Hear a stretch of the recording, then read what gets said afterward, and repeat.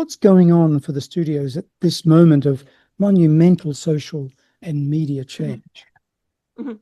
Yeah, so I mean, there are a number of kind of, I guess, would say like a couple of key elements that transform the industry that are, kind of send it through shockwaves. One of them is the de Havilland decision, which was Olivia de Havilland suing Warner Brothers to get out of her contract and sort of the ending of 7-year standard contracts. So that kind of freed up a lot of talent, in particular, in the workforce. The other being the Paramount consent decree in 1948 and the impact of that, which is saying that basically that all of the over time it led to all of the major studios severing ties from the theatrical chains.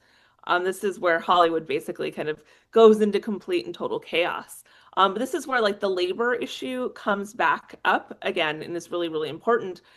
Is that essentially this is the period of time where Hollywood, those who are working in Hollywood today on film productions, are work as independent contractors where they're hired job to job and are waiting kind of once they finish something for their next opportunity. This starts in the post-war period where they move from being studio employees to being independent contractors.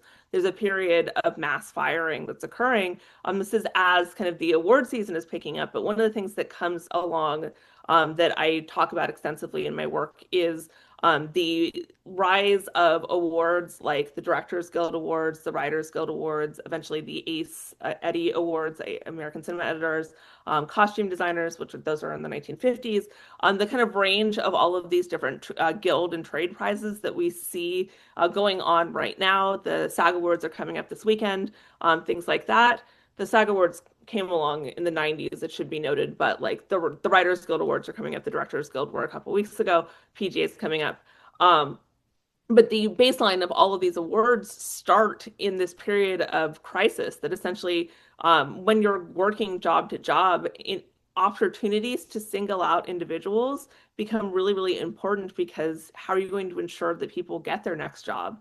And what's really kind of just there's this selling point that's like kind of brought forward even within some of these associations that becoming independent contractors is going to give you opportunity to have creative control or more creative control over your work, and that this is going to lead to more opportunities for you. And for some people who are kind of the top of the industry, that does create that opportunity where you can choose job to job. For most people, you're just taking on whatever is given to you. But it is true that awards can give you the creative freedom that may not have been possible if you do want to, be focused on your craft. Which is why I think the below the line work categories, some of the ones that we zone out through the ceremony, are some of the most important in terms of what their actual impact is on the workforce.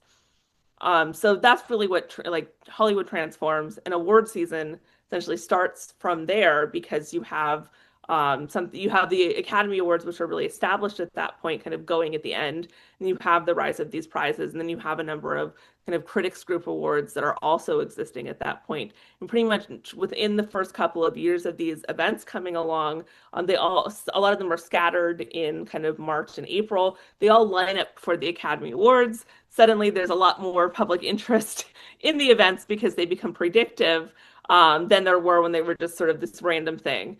And that in and of itself kind of helps build the zoo of award season that we still have today.